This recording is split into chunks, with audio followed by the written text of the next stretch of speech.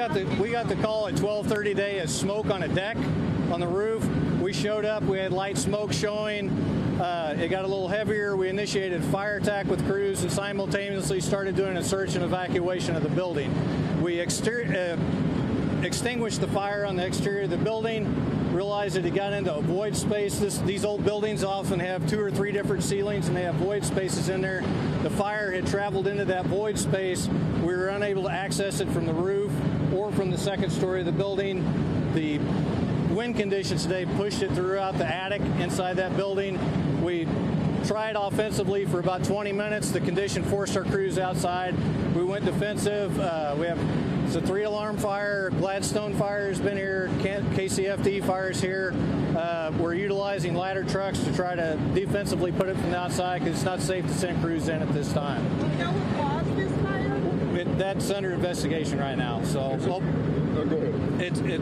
We'll do a complete investigation when it's safe to get the investigators in the building. Chief, did it start on the deck of the roof? Yeah, we were told there was a employee kind of recreation area on the second floor, and I'm not sure what it was. It was just a deck on the roof of the building. That's where the fire originated at. That's where our original fire was, and from there it traveled into the interior of the building. Now, I guess, can you talk a little bit about the process of getting everyone evacuated? Because you guys had to go through this entire building and I think some of the neighboring buildings to get everyone out. Right. Initially in the fire building, we had fire crews going through to make sure that people were evacuated. The North Kansas City Police Department provided us officers for traffic control, and then the buildings that weren't actually involved at the fire at that time, they made sure those buildings were evacuated for us. Do you know how many businesses are inside this building? I am not sure the exact number of businesses in there right now. Right now we're in the process of getting all that together and making sure all the business owners are contacted. Our main thing was just to make sure everybody was out and safely away from the buildings when the fire erupted. Chief, any concern with the fire hydrants? We were told that maybe initial trucks had trouble with the pressure. With the amount of water that we're using with our master streams, it's taxing our system. We turn the auxiliary pumps on, and we've been laying lines out to different feeders to those lines so we can have enough water. Do you know how many people had to be evacuated? I don't have that. I don't have those numbers at this time. How many buildings were evacuated? There was the building just to the south, the building where that's at, and a building to the west, and there may have been several others that were evacuated in the process. How far are you from calling this under control? Pardon? How far are you from calling this under control? We're getting really close to having it under control. At what point did you guys decide to fight this defensively? Was there any indication that a wall would have collapsed? What happened was we weren't able to, within 20 minutes, we weren't able to make progress on the fire. So we couldn't access the fire from the roof or the floor. When it broke through, the heat drove us back out, so we had to come outside for the safety of the crews. We weren't going to be able to do anything with it from the inside. Was it downgraded to a 2-alarm? No. It was always 3-alarm. Now, one of the things, I know you already brought up the difficulty with the way this building is set up. What other challenges were you all facing? I know it's pretty windy out. You have the water. Can you talk about that? The wind and the construction of the building were our biggest challenges with this fire being at the stage it's at now. Because of the construction over the years, it's an old building. New ceilings have been in with the old ones there, and it's a lot of void spaces where the fire can get in there, and we can't access it to extinguish it. Chief, a couple of questions here. Number one, do you know how many businesses are in this structure? And secondly, is it a total loss? I don't know how many businesses are in there exactly, and we're too early in this to determine if it's going to be a total loss yet. We'll have to have some engineering firms come in and look at the structure of the building and the integrity and see, and they'll make that determination later. Still no injuries? Still no injuries. You might have said this, I kind of missed it, but was the cause near that back deck possibly somebody smoking during a break? We don't know at this time. It's too early. We haven't really started the investigation. The fire inspector is doing some interviews at this time, but I haven't had access to that information at this time, so it's too early to speculate on that. I do think that you're getting a lot of this under control, but one of the things that we've been hearing and with questions is about the different colors of the smoke. We see white smoke, black smoke, now yellow smoke and more flame. Is there any particular reason behind this? The black smoke it means the fire is burning, but it's not a free burning fire. When it turns white, it means we're actually getting some water on it, and then it'll break open, get some new oxygen, and it'll turn yellow again and produce the lighter smoke. But the more you see white smoke, the more under control it's getting. That means we're getting water on that. It's converting those hydrocarbons into steam. Do you think your crew is going to be here the rest of the evening? We're going to be here for a while yet. Thank you very much. Okay, thank you. Two businesses in this. Okay, so at this point in time, we just got things finished up with the chief. In case you missed that, they first started getting those calls around 12:30, and there was a fire and that there was smoke, at least that was coming from a back patio. We are still waiting for more information as far as the cause, but what we do know is that there were several other agencies that were brought out here to continue to help fighting that fire. It is still a very active situation. This fire has been a 3-alarm fire from the entire time that they've been kind of trying to handle this and deal with it. I'm going to step out of the way so you can kind of see the fact that it's still being fought. At this point in time, what the chief was telling us that for about 20 minutes they were trying to fight the fire offensively, and now they are taking a very defensive mode. You can see the different way that they're kind of hitting it from the top and from the side and from that fire truck.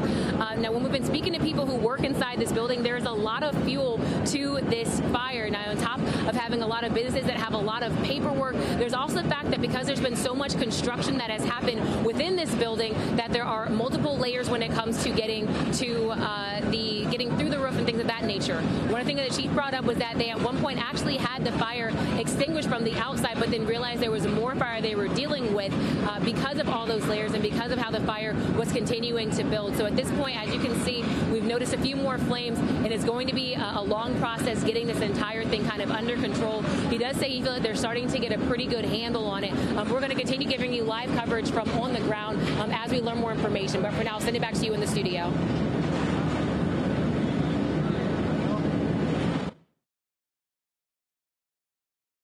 All right, everyone, we will continue to watch their live pictures there in North Kansas City, Missouri on the ground.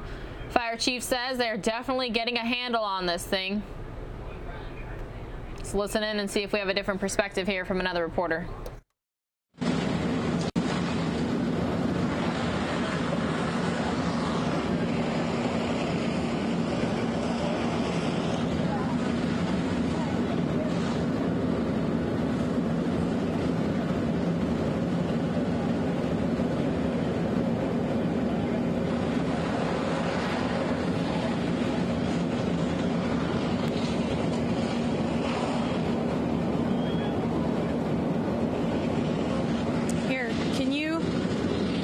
The flames. Can you see the flames in the corner there? Yeah. Okay.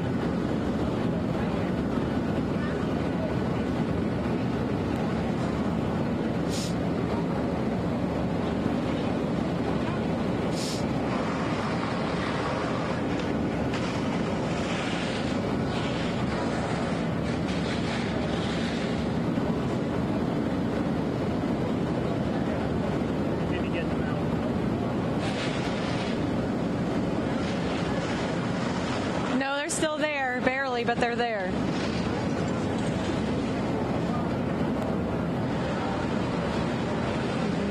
Well, I was listening to what the fire chief was saying, and I just wanted to show you kind of what that attic area, those ceilings look like. You can see straight through the windows now to the structure, the skeleton of this building, and that is what fire crews have been dealing with the whole time. These wide open spaces where the fire could get through into that attic. Also, over here in the corner, they just put it out within the last 30 to 45 seconds. There were flames crawling up that burned out pillar. So although we aren't seeing the huge flare-ups like we were in the last 2 hours, there are still flames working their way through the building. So for big fires like this, you will see them spend a large amount of time now focusing on those hot spots, really drilling down the water to make sure that even though they can't see the flames that were there are completely out. So we're going to be watching them move along the building, checking for some of these hot spots, and especially because they know that the structure of this building can lead to spaces or crevices where the fire can stay untouched. They will use a lot of that water. I was just mentioning that we didn't see flames flare up in a minute. There are some at the front of this building that have just popped up one more time. You can see truck 12 is up there with that high pressured hose, putting all of their effort onto there too. They're also going again into these front windows with another hose from the Kansas City Fire Department, working on the brick, just firing straight in through these open windows, really trying to get at these flames which might be hiding in some of these small spaces. Carolyn?